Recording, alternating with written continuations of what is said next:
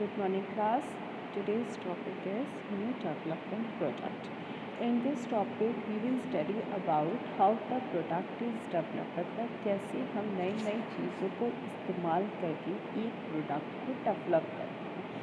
ठीक है, जैसे कुछ प्रोड्यूसर्स होते हैं वो क्या करते हैं, नई नई मशीनरी इस्तेमाल करते हैं, नई नई चीज़ इस्तेमाल करते हैं। क्यों इस्तेमाल करते हैं? ताकि वो प्रोडक्ट के अपने को बेहतर से बेहतर बना सकें, है ना।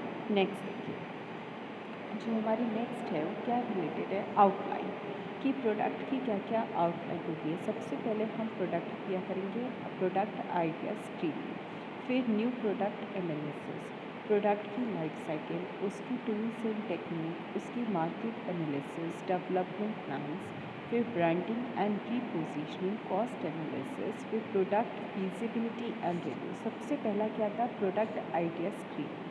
हम पहले देखेंगे कि जो हम प्रोडक्ट का आइडिया है वो हमारा सही है या गलत है। जो हमारा नया प्रोडक्ट है उसकी हम एनालिसिस करेंगे, क्या वो सही जा रहा है या गलत जा रहा है। प्रोडक्ट की लाइफ साइकिल क्या है, कितने दिन तक चल रहा है, ड्यूरेबल है या नॉन ड्यूरेबल है। ड्यूरेबल है तो 6 महीने तक चल रहा है या 1 साल तक चल रहा है। नॉन ड्यूरेबल है तो कब तक वो ख़राब हो रहा है। टूल्स एंड टेक्निक्स, क्या नई नई टेक्निक हम इस्तेमाल करें है प्रोडक्ट को यूज़ करने के लिए। मार्केट एनालिसिस, फिर हम मार्केट में भी देखेंगे कि जो प्रोडक्ट हम इस्तेमाल करने वाले हैं वो कितना सूट कर रहा है। डेवलपमेंट प्लान्स, क्या इससे हम प्रोडक्ट को डेवलप करने के लिए कौन कौन से प्लान का इस्तेमाल करें। ब्रांडिंग एंड रिपोजिशन, हम जो प्रोडक्ट डेवलप कर रहे हैं उसकी हम ब्रांडिंग कैसे करें, उसकी हम पैकेजिंग कैसे करें, उसकी हम रिपोजिशन कैसे करें। क्या कॉस्ट एनालिसिस, हम उसकी कॉस्ट कैसे फिक्स कर रहे हैं, क्या कॉस्ट, क्या हम प्राइस मेकर हैं, क्या हम प्राइस टेकर हैं। प्राइस मेकर कौन होता है, जो अपने अकॉर्डिंग अपने प्राइस को फिक्स करता है। और प्राइस मेकर कौन, प्राइस मेकर तो ये हो गया। प्राइस टेकर क्या होता है, जो गवर्नमेंट से जो भी प्राइस आते हैं वो उसी को फिक्स करके उस प्रोडक्ट में लेबल कर देता है। लास्ट क्या है, प्रोडक्ट की फीसिबिलिटी और रिव्यू, मतलब जो प्रोडक्ट हम इस्तेमाल कर रहे हैं वो हमारे लिए कितना फीजिबल है। एंड में कस्टमर उसके क्या क्या रिव्यूज़ देते हैं, क्या क्या अच्छा लगा और क्या क्या बुरा लगा। Next, product idea screening. सबसे पहला पार्ट हमने यही पढ़ा था कि हम प्रोडक्ट की स्क्रीनिंग कैसे करेंगे। नए प्रोडक्ट का हम इंट्रोडक्शन करेंगे कि हमने वो प्रोडक्ट कैसे बनाया, क्या क्या चीज़ें इस्तेमाल करी, क्या क्या टेक्निक इस्तेमाल करें। नए प्रोडक्ट का डिटेल कोर्स करेंगे, अंडरस्टैंड करेंगे कस्टमर की नीड को। एक्सटर्नल सोर्सेज देखेंगे, क्या एक्सटर्नल सोर्सेज है। एक्सटर्नल सोर्सेज क्या होते हैं, जो कंपनी के बाहरी लोग हमें हेल्प करते हैं, मतलब जो कंपनीज़ के बाहर होते हैं। ठीक है, जैसे इन्वेस्टर्स होते हैं, जो कंपनी के बाहर के लोग होते हैं। क्रेडिटर्स होते हैं, अनसिक्योर्ड क्रेडिटर्स होते हैं। और जो इंटरनल क्या होते हैं, जो कंपनी में रह के हमारी हेल्प करते हैं, जैसे मैनेजर वगैरह, है ना। फिर प्रोडक्ट की रोड मैप, प्रोडक्ट का रोड मैप क्या है कि कहाँ कहाँ प्रोडक्ट हमने इंपोर्ट कर दिया है, कहाँ कहाँ प्रोडक्ट हमने एक्सपोर्ट कर दिया, तो हम ये सारा देखते हुए चलेंगे। ये हमारी क्या है, product idea screen. Next, new product introduction. तो फर्स्ट पॉइंट इज दैट कि हम नए प्रोडक्ट का इंट्रोडक्शन कैसे करेंगे। अब देखो यहाँ पे हमने एक एग्जांपल ले रखा है, जैसे इस पिक्चर में दिखा रखा है कि टेलीफोन, हम कुछ भी ले सकते हैं। सेल फोन दे रखा है, दिखा रखा है यहाँ पे, हम किसी भी प्रोडक्ट को ले सकते हैं। वॉशिंग मशीन ले सकते हैं, टेलीविज़न ले सकते हैं, हम किसी भी चीज़ का एग्जाम्पल ले सकते हैं। तो हम अब जैसे हमने ये नया प्रोडक्ट लॉन्च करा, सेल फोन स्मार्ट है, एंड्रॉयड है, ये हमें पता है।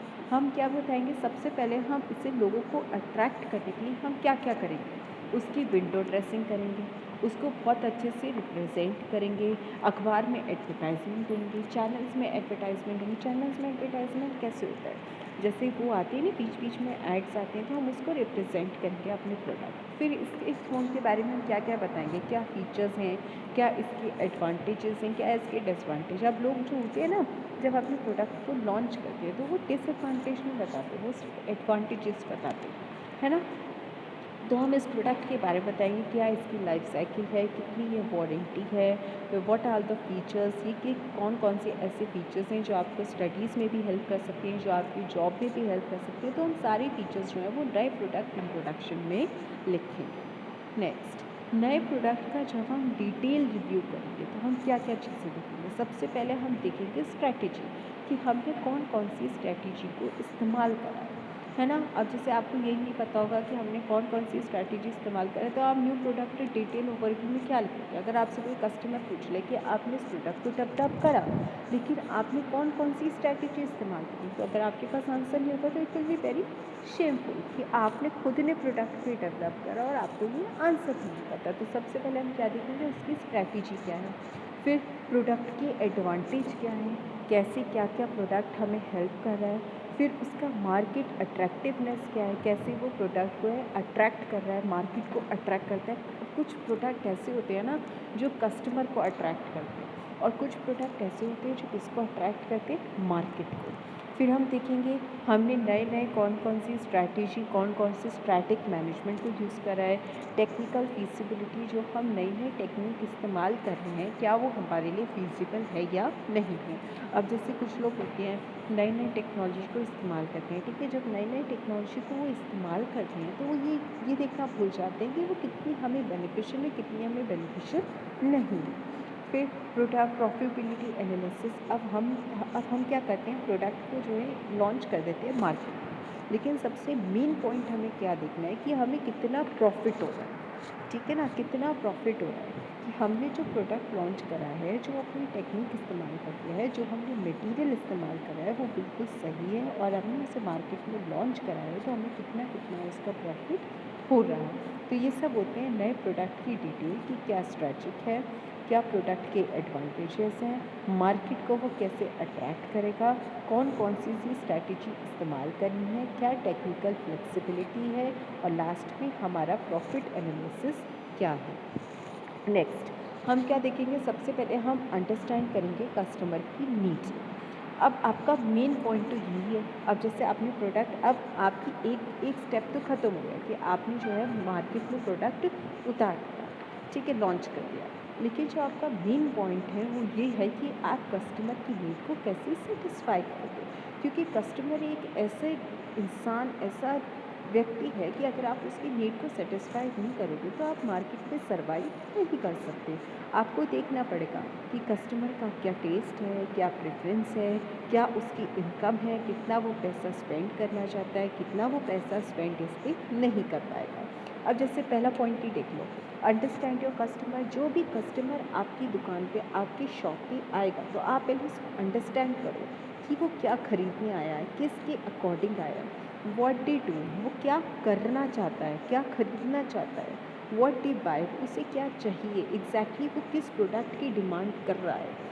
फिर हाउ डे बाय, मतलब कैसे वो बाय करेगा, ऑनलाइन पेमेंट करेगा, ऑफलाइन पेमेंट करेगा, and what day aspect of you, मतलब वो आपसे क्या एक्सेप्ट करता है कि आप उसको क्या क्या बेनिफिट्स दोगे। तो आपको ये सारी चीज़ें देखनी पड़ेंगी, ये 4 नीड्स हैं जो आपको देखनी पड़ेगी कि कस्टमर को हम कैसे सेटिस्फाई कर सकते हैं अपने नए प्रोडक्ट से। अगर आपका कस्टमर सेटिस्फाई नहीं है तो इट मीन्स कि आपने जो प्रोडक्ट को प्रोड्यूस करा है वो भी आपका ठीक नहीं।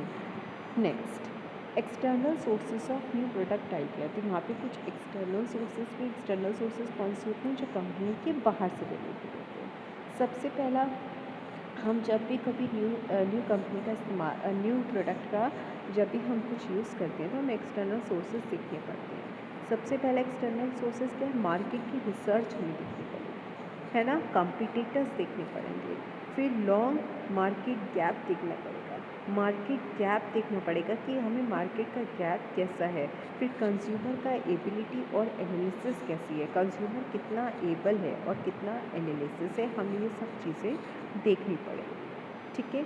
यहाँ पे कुछ इंटरनल सोर्सेज भी होते हैं जो मैंने आपको बताया था, जैसे इंटरनल सोर्सेज में कौन आती है, रिसर्च और इंजीनियरिंग, जैसे प्रोडक्ट की ट्रेनिंग करना, प्रोडक्ट की इंजीनियरिंग करना, उसकी ब्रांडिंग करना और उसके एब्स्ट्रैक्ट को प्रिपेयर करना, फिर उसको सेल करना, फिर उसके इनोवेटिव ग्रुप मीटिंग्स करना उस प्रोडक्ट से रिलेटेड, फिर जितने भी स्टॉक होल्डर्स हैं उनको देखना, फिर एम्प्लॉयज़ की देखना, सजेशन, फिर मैनेजमेंट। तो ये सब कौन होते हैं, ये हमारे इंटरनल यूजर्स होते हैं। So these all are internal users. Internal users में कौन कौन आते हैं, पहले कौन आता है, मैनेजमेंट, सेकंड कौन आता है, जो एम्प्लॉयज़, हमारे जितने भी एम्प्लॉयज़ का हम सजेशन ज़रूर लेंगे ऑफ कोर्स, क्योंकि उन्हीं लोगों ने इस प्रोडक्ट को बनाया है।